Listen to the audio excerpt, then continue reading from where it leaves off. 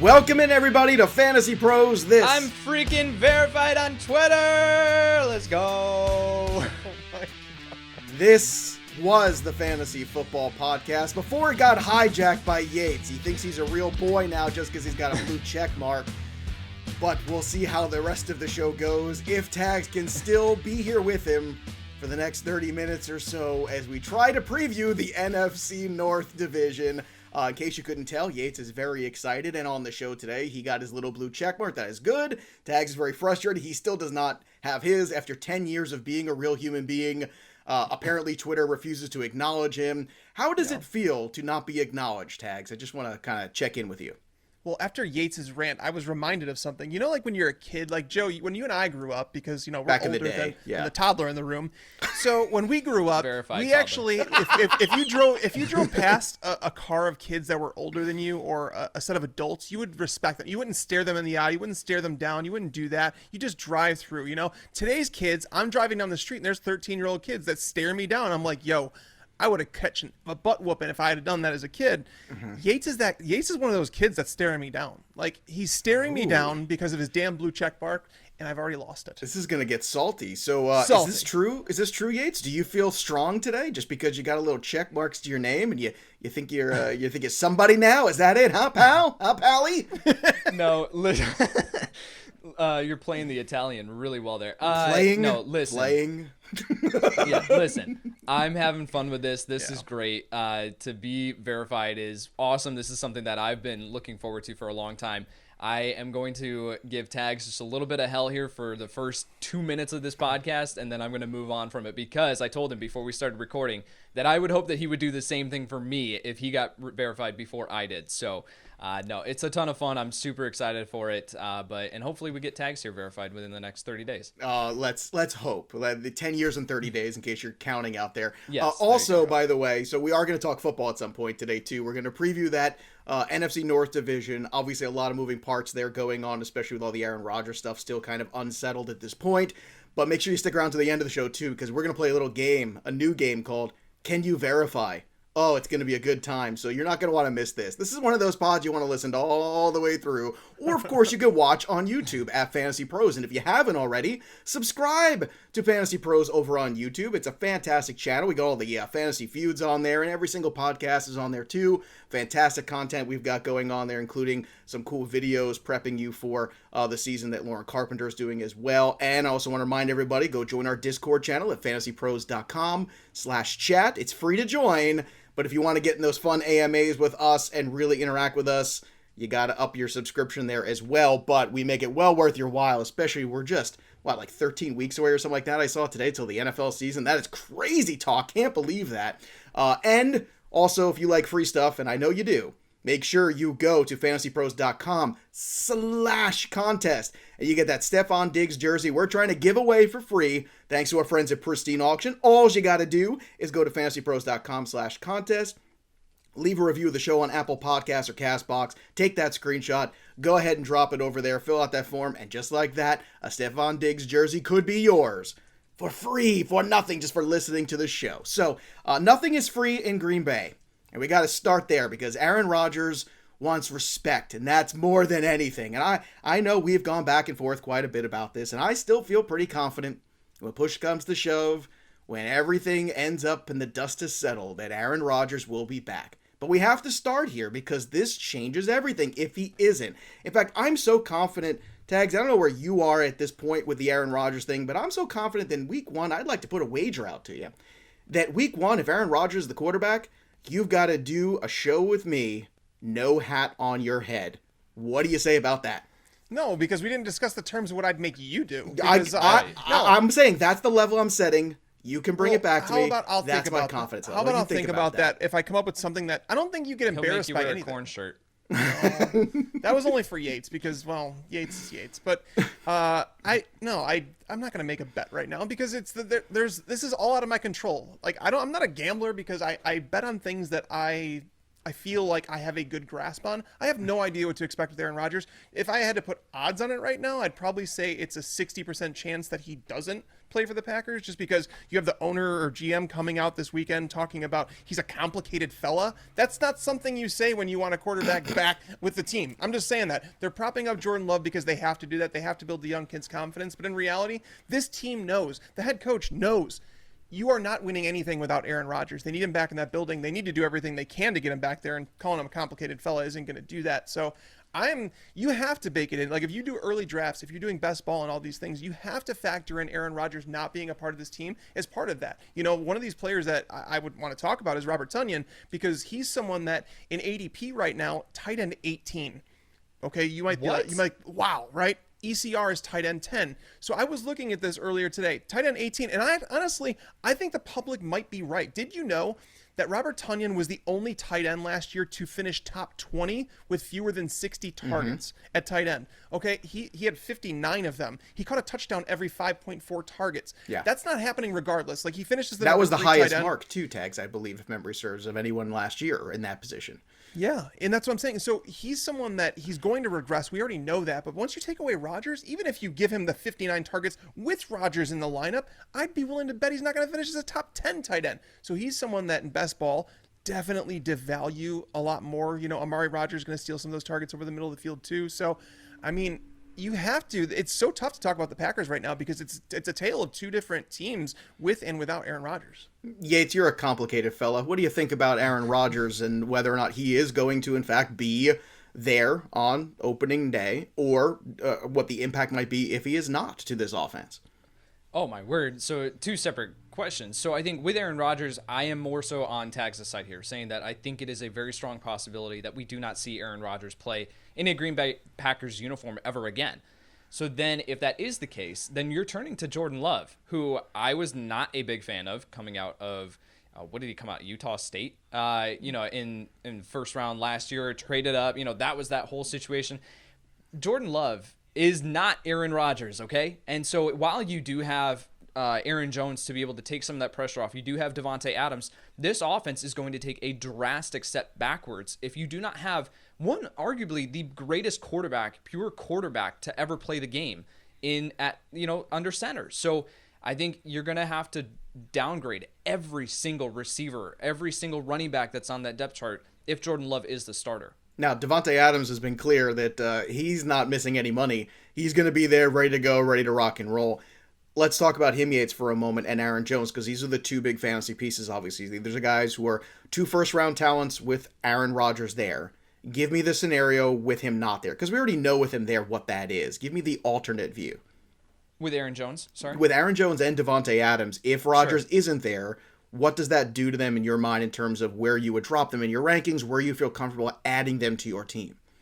Yeah, so with Aaron Jones, I mean, the situation becomes, I think he would be leaned on more. I think you would see A.J. Dillon involved more. They would turn more towards the run game because at that point you can't put the ball in the hand of Aaron Rodgers like you have for so long. So you're going to get the ball in the hands of Aaron Jones, of A.J. Dillon. So I think you would see more work, but the issue would then become, okay, what are the scoring opportunities there for Aaron Jones? Are they going to be as great as they have been when this offense is humming like it has been with Aaron Rodgers for so long? So Aaron Jones, I have him right now just inside my top 12 running backs. I think he would drop to a mid-range RB2. Like, he wouldn't drop drastically if Jordan Love is the starter because, again, I think that he's going to see plenty of work on the ground. I think that he would see an uptick in targets, too, because Jordan Love's probably going to be checking the ball down quite a bit there as he gets comfortable to the NFL level. So with that, then with Devante Adams, I mean, I've got him clearly as wide receiver 1 this year because the stats that he puts up is just insane. So I think averaging over 20 fantasy points per game last year, it's ridiculous. So I've got him as that wide receiver 1. With Jordan Love, I do think that he would still be the top target, but he would drop considerably. I mean, all things in perspective, all things relative, he would probably drop to a low-end wide receiver 1 for me. And so that is a big teardrop to go from the wide receiver 1, the clear wide receiver 1, all the way down to a low-end wide receiver 1 with Jordan Love as quarterback. Do you have that same kind of swing in mind, Tags, in your mind, that it could be that drastic for Adams going from Rodgers to Love, if indeed that happens? Yeah, we don't know anything about Jordan Love. We have zero idea who he's going to latch onto, how the offense is going to run with him, because Rodgers is not someone who was getting it done because of volume. He was targeting Devante Adams over 30% of the time every single game. Devante Adams was getting 10-plus targets every game.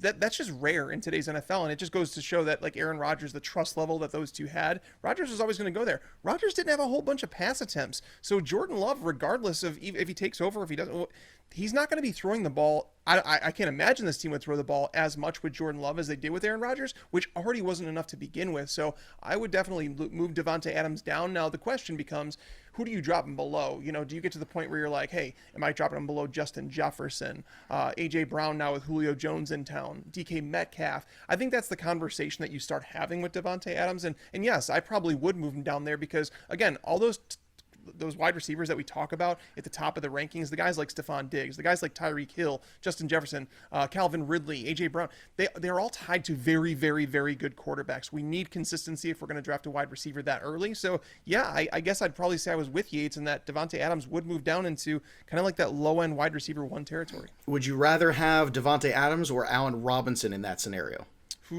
I'm probably still going to go Devante Adams just because he's the clear-cut number 1 there, just like Robinson is. And the Bears coaching staff has been stubborn saying that Andy Dalton's going to start. I don't anticipate that being very long, but at the same time, it's a concern for me. Yates, same question to you. I'm just trying to pick off the top of my head. I know a wide receiver's at the bottom of 1, and I think that's a good one because, you know, his quarterback situation in a bit of flux as well to a certain extent. New guy in Dalton, plus on top of which at some point you hope that Fields takes over. So you're a little unsure, a little bit of uncertainty, just like Adams. A little bit of uncertainty too if it is Jordan Love. So same thing. In that scenario, would you have Devante Adams or Allen Robinson as the share on your team?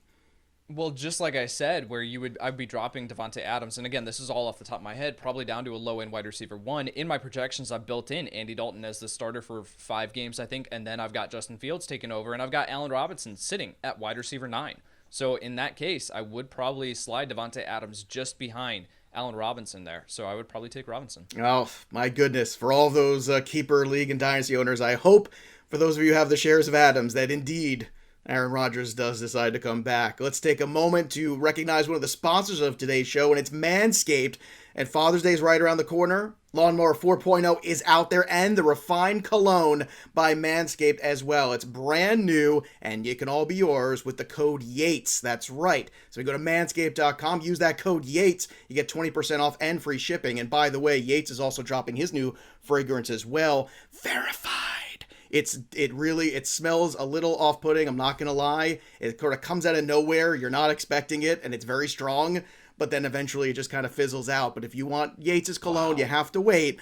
You gotta hold on. That's for you, Tags. I'm trying to pump him up a little bit today. He's a little bummed out about this whole thing. He's depressed. But you shouldn't be depressed because Manscaped, I'm telling you, it is the absolute best stuff. I've got it. It's brilliant. You got that Lawnmower 4.0. It's got the 4000K LED light, the skin-safe technology, of course, the new guard links, and the longest battery ever. So you can just continue to Manscape all week long.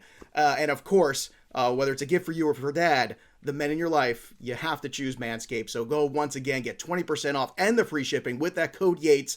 Thanks to us here at Fantasy Pros. Again, the code is Yates, and your balls will thank you. So let's shift gears here to another team in the NFC North, and let's talk a little bit about the Minnesota Vikings, who have an opportunity here if indeed Aaron Rodgers does not come back into this division, which is kind of fascinating and fun to beat that bunny around. Last year, very disappointing on the defensive end. I think when there are fans back in this building, that's going to change dramatically, potentially. In my opinion, it was a huge home field advantage. It was not there last year for the Vikings, and their defense suffered because of it, I think, just from a mental standpoint, not just a personnel standpoint and the injuries.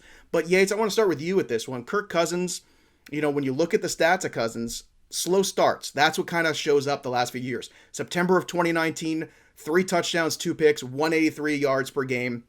For the next 2 months after that, 18 touchdowns, 1 interception, 288 passing yards per game. Same kind of thing happened in 2020. First 6 weeks, 11 touchdowns, 10 picks, 245.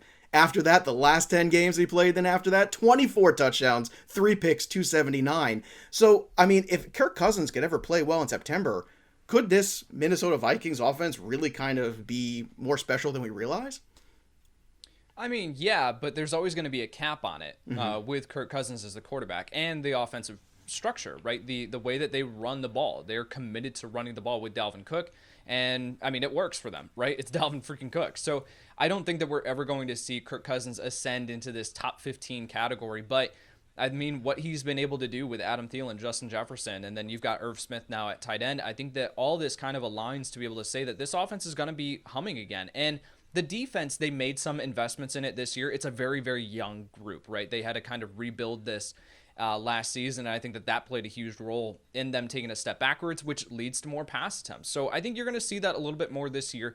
They are going to be committed to the run game, though, and that always just puts a cap on the offense and Kirk Cousins' fantasy output. All right, Tags, I want to ask you this question about Dalvin Cook because fantastic season for him last year. Do you put any stock into the concept where some people might feel more comfortable with Dalvin Cook as the 1-1 pick than Christian McCaffrey? Why? I mean, because one play. Oh, I'll tell you why. The why is because people have, I think, a very short-term memory, and they did not see Christian McCaffrey on the field very much last year, and I think it gives people pause. They saw Dalvin Cook. Now, granted, he misses time too annually. I'm putting it out there as you chuckle. This is real, and this is really going out there. Now, maybe you're the guy to talk people off the ledge about it, but I want to bring it up to you because I see it happening sometimes, and I see those discussions being had. I mean, Dalvin Cook's never played a 16-game season. He's played That 14 games. That's where he maxed out. And like Christian McCaffrey has one injury-plagued season that he tried to come back from, and it didn't really work out. And like we're just erasing what he is and what he's done. No, Christian McCaffrey's the number one pick. It's not all that close.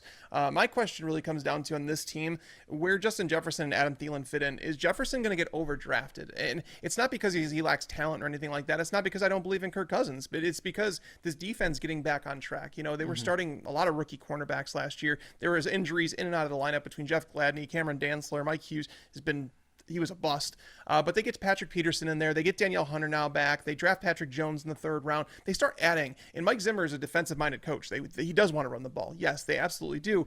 But, you know, you start thinking Justin Jefferson, the only wide receiver in the history of the NFL to finish with 1,400 yards with 125 or fewer targets. That just doesn't happen. So therefore, it's like there's going to be regression there, no matter what. He caught 70% of his passes while racking up, 15.9 yards per reception? That's not going to happen again. So there's going to be regression. You need more targets for Justin Jefferson in order to justify drafting him at top 5, top 6 wide receiver, which some are. And at the same time, you have to say, is Adam Thielen just going to go away? I don't think so. It's going back and forth between them. My early projections have Justin Jefferson at wide receiver 9, Adam Thielen at wide receiver 28. Now that's the thing. I don't feel comfortable having Thielen down there at wide receiver 28 because he's proven himself time and time again. He has a red zone, that presence with Kirk Cousins. He's a favorite in the red zone. So, but if I give Thielen more, I have to take it away from someone. I've already taken plenty away from Irv Smith. We'll talk about him later. But Justin Jefferson, again, you have to start removing from him if you think Thielen's going to finish better than he is. I just don't think this team is going to have 2 top 12 fantasy wide receivers again, with the state of the team. There seems to be a growing sentiment out there, Yates, too. I don't want to say a fear, but a concern at least about Adam Thielen and the workload in the last couple of years, maybe starting to catch up with him a little bit. Do you think that that's warranted? Because I'm seeing it a lot. And look, obviously we're seeing it maybe to a certain extent in what Tags is talking about from his rankings as well personally. Now in ECR, he's number 47 overall, wide receiver 20.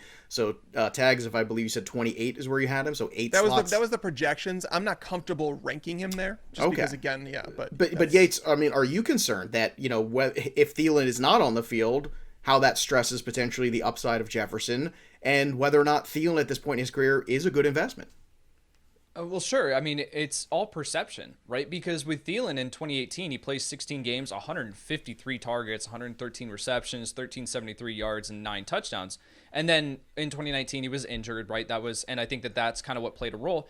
But then even I was shocked at this. To go back last year, because we talked about Justin Jefferson nonstop, and Adam Thielen kind of just got lost in the shuffle.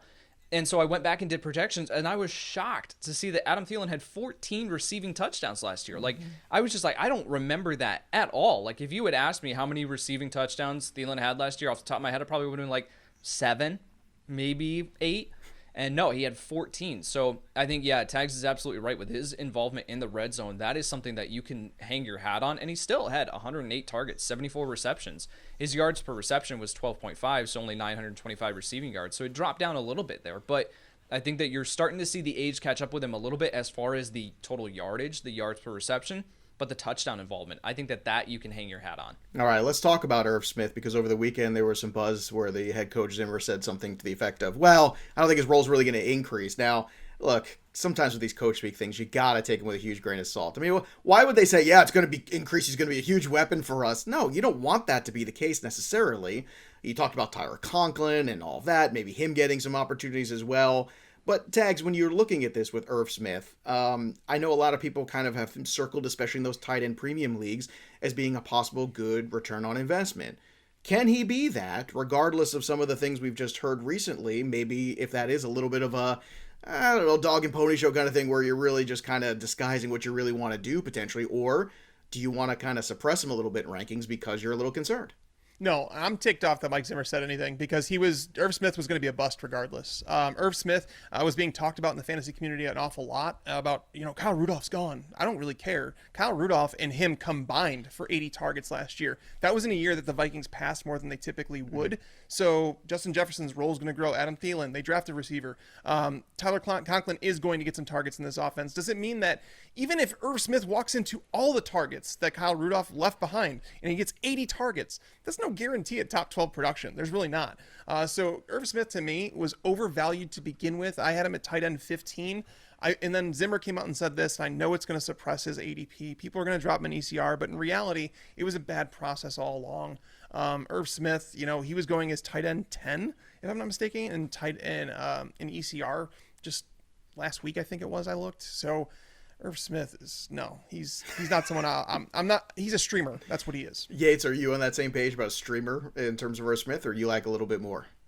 Well, yes, I am on the same page as far as a streamer, but I've got him inside my top 12 tight ends on the season so far.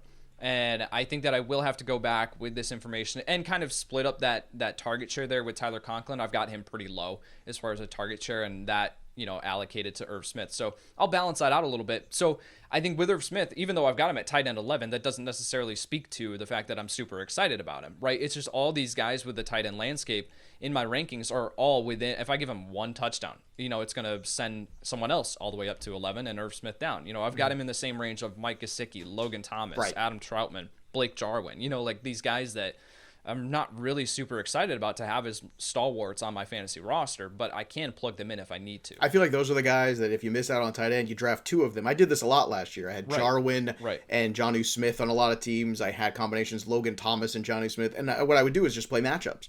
And I think you're able to maximize that way. It's actually a really good way of doing it. And people say, wow, you really want two tight ends on your roster? Well, yeah, if I can maximize that weekly spot of, yes, I think this is a good matchup, I can get a fair amount of points potentially and some touchdown equity. That's something to look at. All right, let's take a look at the Chicago Bears here. And the quarterback situation right now is Andy Dalton, at least for now, with Justin Fields transitioning at some point into that role as starter, one would imagine. Yates, I'm going to start with you on this one. What do you think that transition looks like in terms of effect on the offense? And if things are going well, so to speak, do you think there's a pressure kind of like you see in Miami last year where you make that change anyway because it doesn't matter, the future is now? Yeah, and we've talked about this with Chicago, and we've talked about it with San Francisco. It's like, when does this change? When does this transition take place? Well, the most natural for that transition is the bye week. However, Chicago's bye week is all the way in week 10.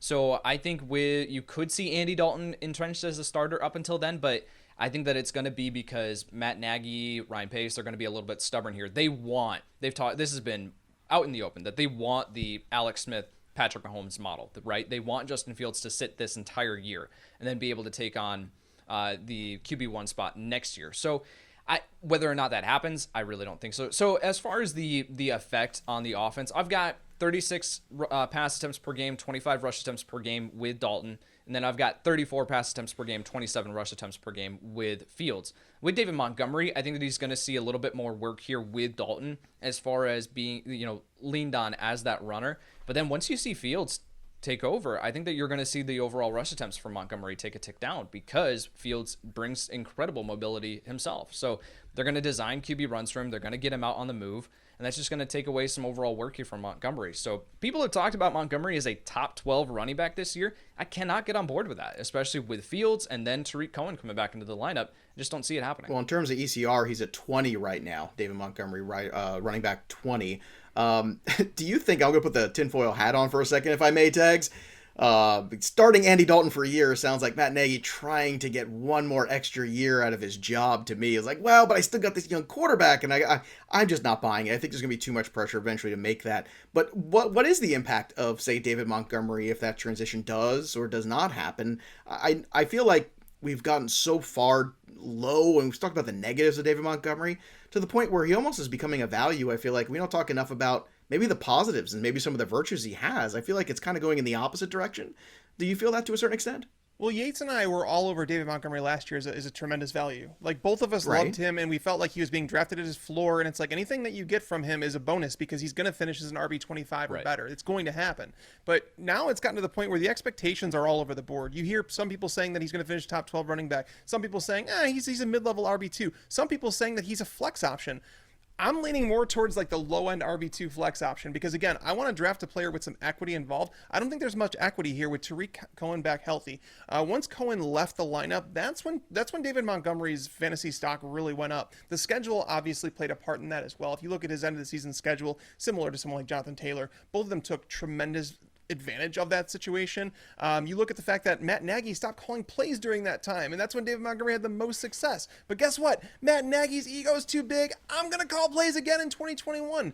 We get tired of Matt Nagy, and it's the same reason I'm worried about Andy Dalton starting more games than he should. I'm looking at the Bears' schedule right now. They're playing the Rams primetime football in week 1. They're going to get demolished. And Andy Dalton is going to be like, okay, when do we go to Justin Fields? They're going to let him play against the Bengals in week 2. If he gets beat Revenge game. Yeah, Revenge game. they're going to let him play against the Bengals. They'll probably let him play against the Browns in week 3. But week 4 against the Lions, the Bears back at home, that's where you let Justin Fields say, hey, this is a soft matchup. Let's let him get out there and build some confidence. That's when I would expect. And then they go to play the Raiders after that, and then the Packers the third game.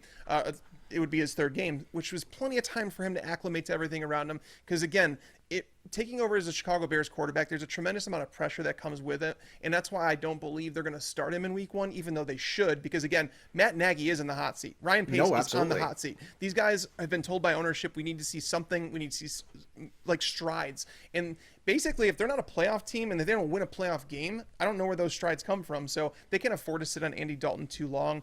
David Montgomery, to me, again, Tariq Cohen, they signed Damian Williams too. Damian Williams is a guy, he can play football. Like, he can still play. He took a year off the game. I'm not anticipating him getting a major role, but even if he gets, let's call it 75 touches on a 17-game season, that lowers the ceiling for David Montgomery. So me personally, RB24-ish, RB23, that's basically where I feel about him. I don't want to invest a whole lot in him right now.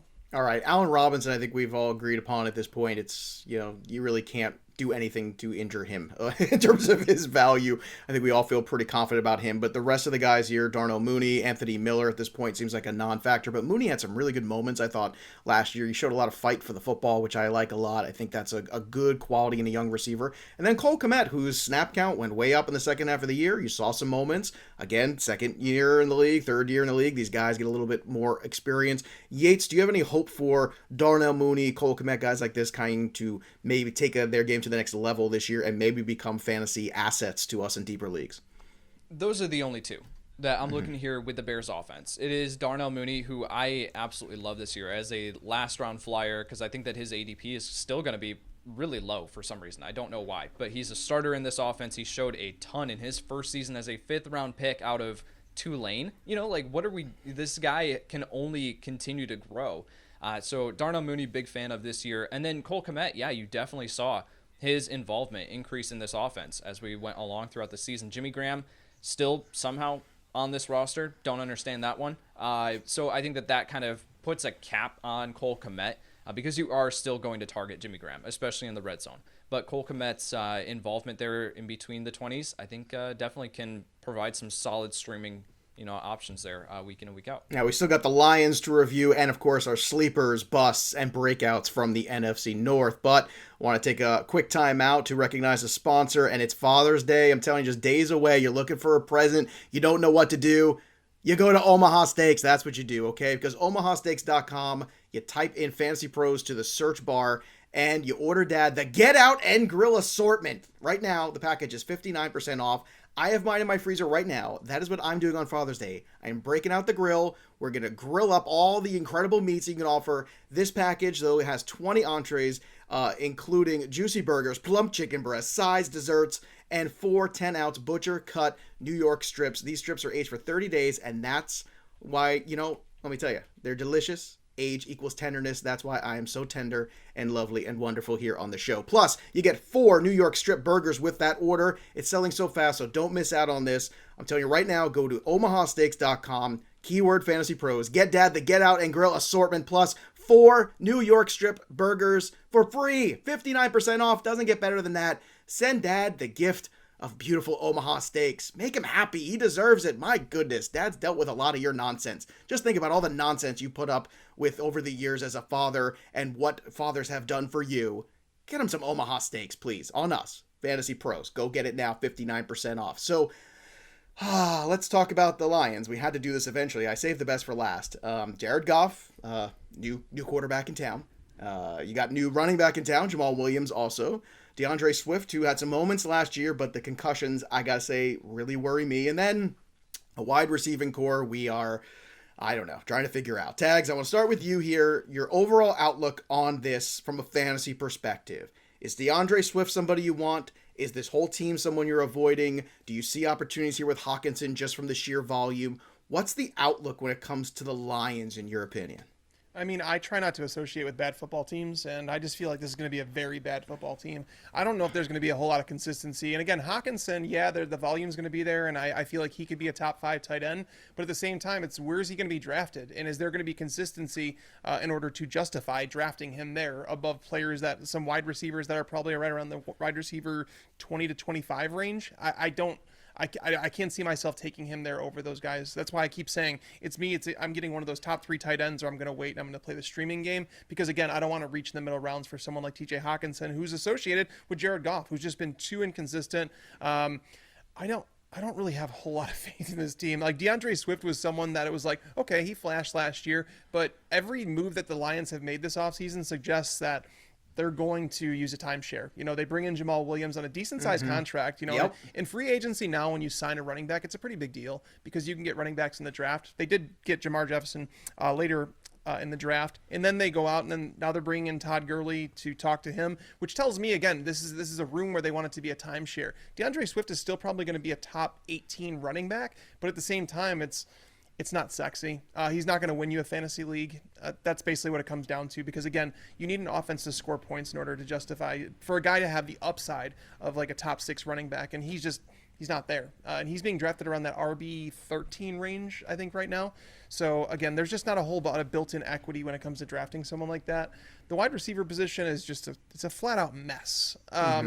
Tyrell Williams knows the offense from Anthony Lynn back with LA, which is whatever, but Tyrell Williams didn't play football last year. He hasn't been very good. Brashad Perriman is a guy that's jumped from team to team. His skills don't match what Jared Goff does in terms of just checking the ball down everywhere. Amon-Ra St. Brown, I know that Yates likes him a lot, and I know that some people think that he's going to get a lot of targets, but I'm not convinced that he's a better receiver than Quintez Cephas. Cephas is good, but again, these are all... It's just like they've assembled a room of wide receivers, and there's really nothing that just complements anything. And it's like you look at it, and it's like this quarterback doesn't match up with anything. So I think St. Brown or Cephas is one of those guys that you could watch for, just because I think they match up with Jared Goff's strengths better than anything.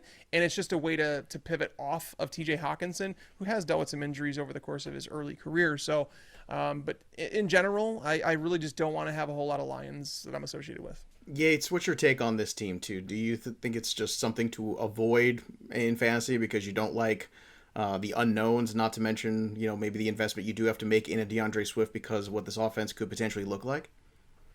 So the Fantasy Pros account put out my top 20 running back rankings just the other day, and there were a lot of people that were very triggered about my ranking of DeAndre Swift and the fact that he is not in my top 20 running backs, and it is for a lot of the reasons that Tags just mentioned. This team, while I love DeAndre Swift, the player, I think that he is incredibly talented. To go from Matthew Stafford, one of the most underrated quarterbacks in the game, to now go to Jared Goff, do you know that Jared Goff over the past 2 seasons has thrown 22 passing touchdowns and 20 passing touchdowns? And he did that with Sean McVay. And now he's going to Anthony Lynn, as the OC here, and Dan Campbell, and a wide receiver core that, Tyrell Williams, Brashad Perriman. Jared Goff's ADOT last year was 6.7.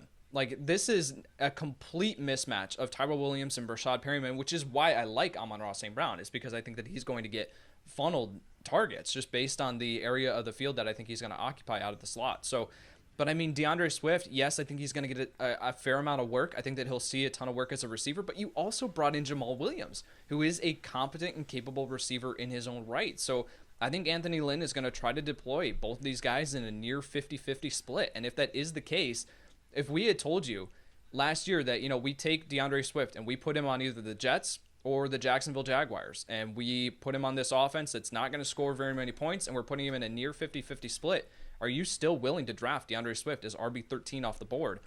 In no way am I willing to do that. I think that DeAndre Swift is a clear stay away from this year. If his ADP starts to drop towards that RB18 range, then yeah, I think that I'm fine adding him as an RB2 because I can fall back on the workload, the guaranteed workload week in and week out, but very, very few scoring opportunities in this offense. Well, that brings us to the sleepers, busts, and breakouts. And my sleeper is Jamal Williams in this division for basically the ROI you get on him.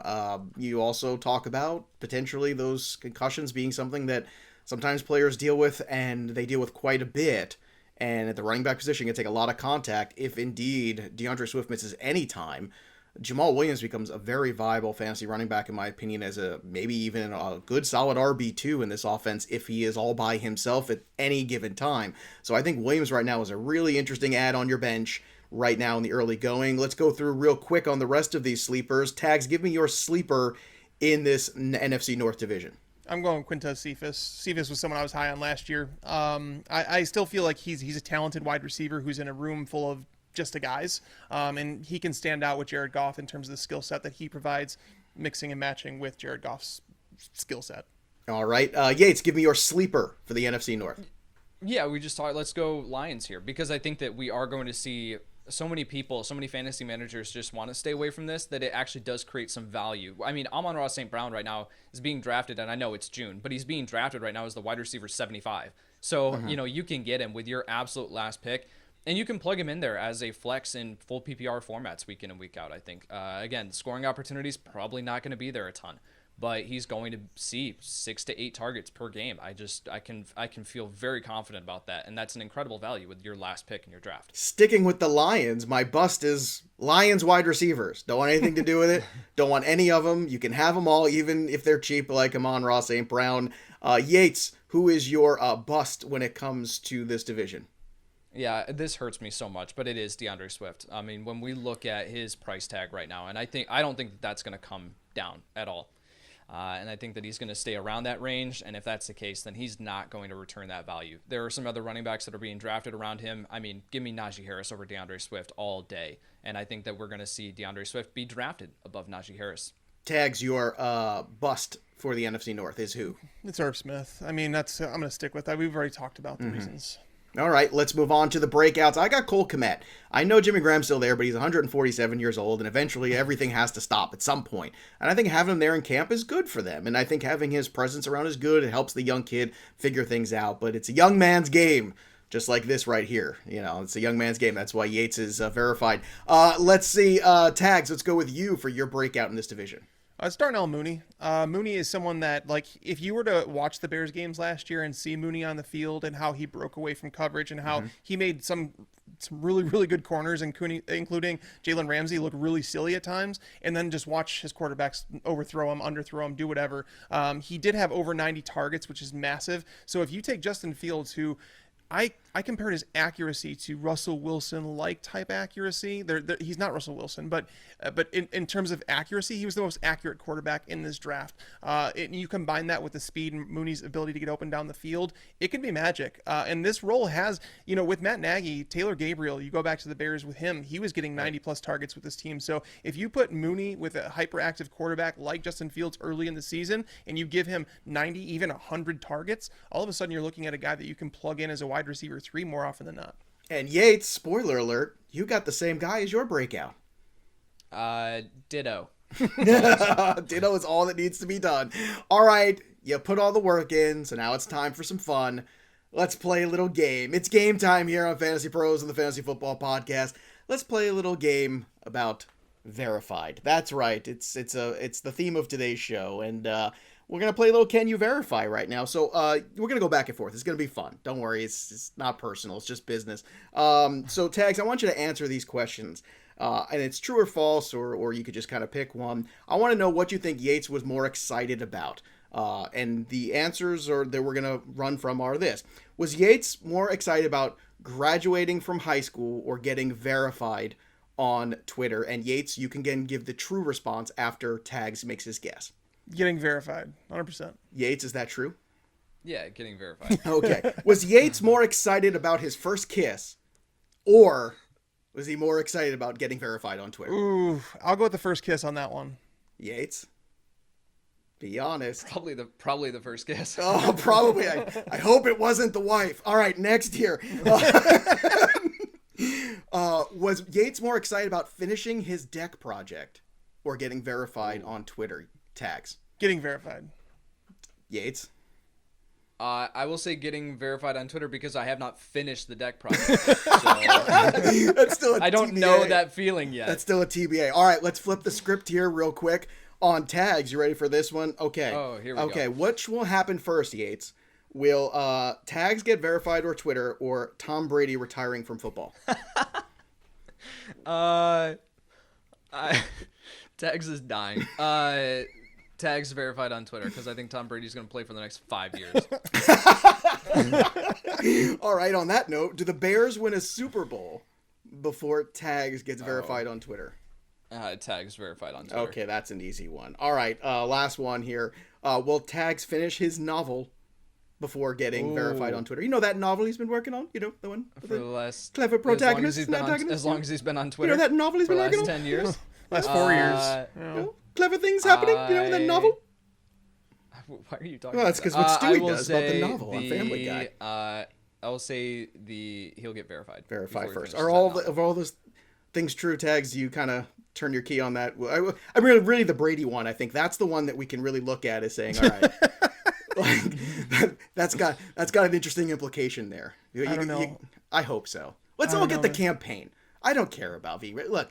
In my I do. heart, No. So I'm in gonna my heart, I'm gonna you're hold on. verified already. You're No, a real Joe, person. it's the I cool, love you, Tags. No, Joe, it's the cool thing on Twitter and all the hipsters and all that stuff to say. I don't really care about it. I do. Are you calling me a hipster of all yes. people? Oh my god! No, I could no. What I'm care saying, it's the less. cool thing to say that I don't care, but I do care. Like I put in a lot of work, and I really do. So if anybody listening to this is associated with Twitter in any way, if you could verify me, it would really make my day. That's all I'm saying. I've done it for 10 years, and I've done it all right. I didn't buy followers. I don't say RT this and do that. I don't say any of that stuff. I just put up content, and I want you to verify me. Damn it!